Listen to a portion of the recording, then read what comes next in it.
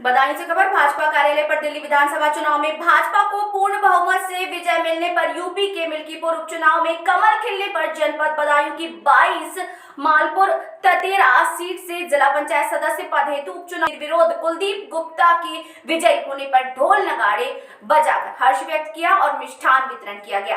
कार्यकर्ता और संगठन की मेहनत से भाजपा ने लहराया परचम। केंद्रीय राज्य मंत्री BL वर्मा, विधायक महेश गुप्ता, जिला अध्यक्ष राजीव गुप्ता ने कार्यकर्ताओं को किया संबोधित।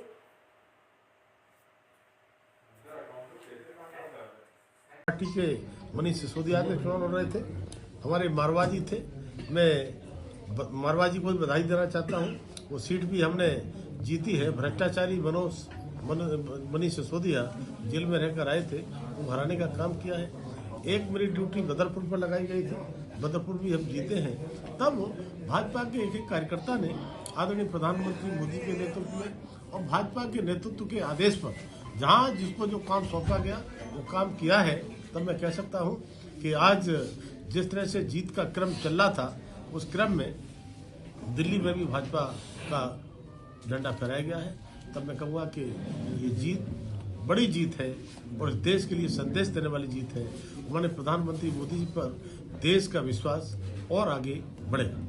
जो भाजपा सरकार में नहीं थी, ये भाजपा के कार्यकर्ताओं के बल पर और माननीय प्रधानमंत्री मोदी जी की नीतियां और मोदी जी पर विश्वास दिल्ली की जनता ने किया है। जिस तरह से केजरीवाल जी झूठ पर झूठ बोलने का काम करते थे दिल्ली के नागरिकों के लिए, तो दिल्ली देश की राजधानी कही जाती है।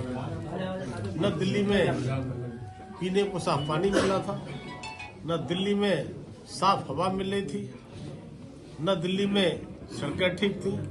टूटी सड़कें, टूटी नालियां, यमुना जी का पानी दूषित।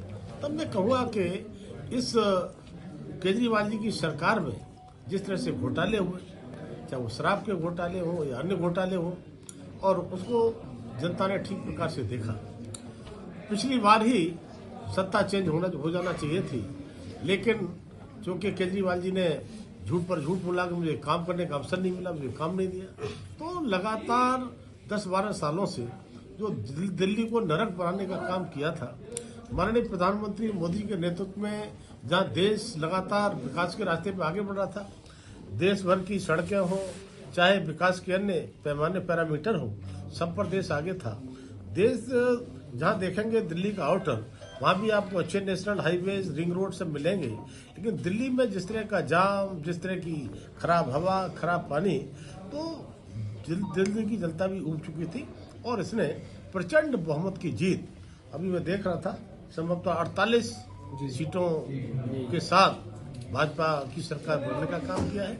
और ये माननीय प्रधानमंत्री मोदी जी पर दिल्ली की जनता ने जो विश्वास जताया है, मैं समझता हूं कि पूरी दिल्ली की जनता को बहुत बहुत बधाई और भाजपा के एक एक कार्यकर्ता को बधाई। मेरी भी ड्यूटी लगी थी